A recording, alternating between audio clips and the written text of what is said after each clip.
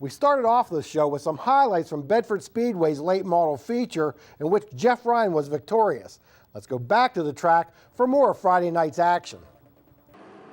Chris Chamberlain in the red and white number 31 and Kerry Molovic in the number 63 Camaro started on the front row of the 15-lap semi-late feature.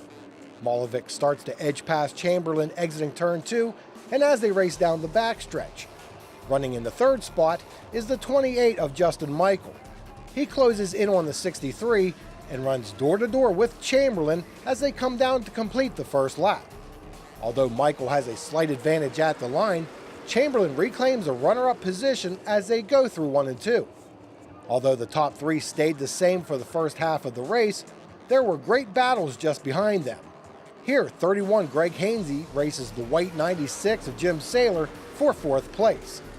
Chamberlain would pressure Molovic until on lap 9, he sees an opening to the inside of the 63. He shoots low and takes over the lead exiting turn 2.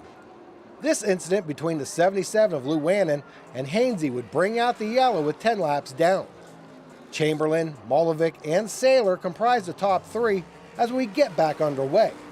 Hainsey got his spot back and rides in 4th ahead of the 3 of Greg Cornell. Down the stretch, Chris Chamberlain would pull away to take the checkers in the semi-late feature. Saylor moved into 2nd with 2 laps to go. Cornell, Molovic, and Hainsey round out the top 5. The first lap of the Pure Stock feature would set the stage for the entire 12-lap race.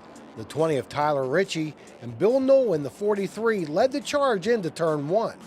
But by the time they reached the backstretch, the black 17 of Brad Feit takes the lead, followed by the 83 of Ed Vogel.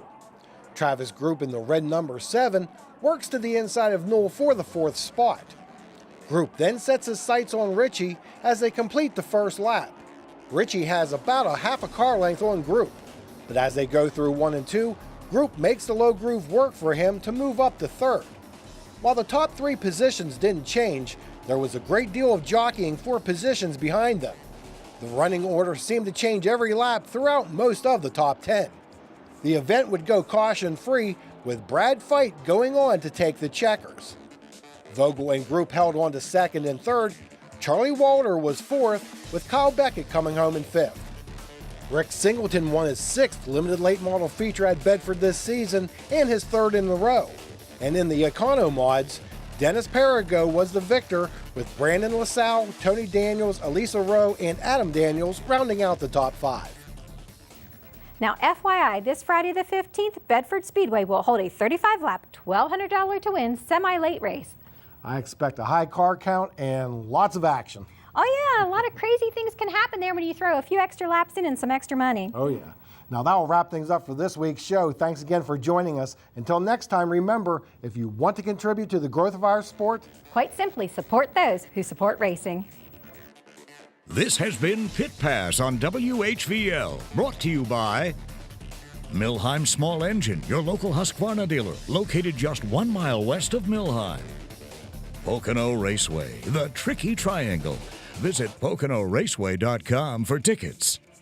And by Seagram's Escapes. Color your summer.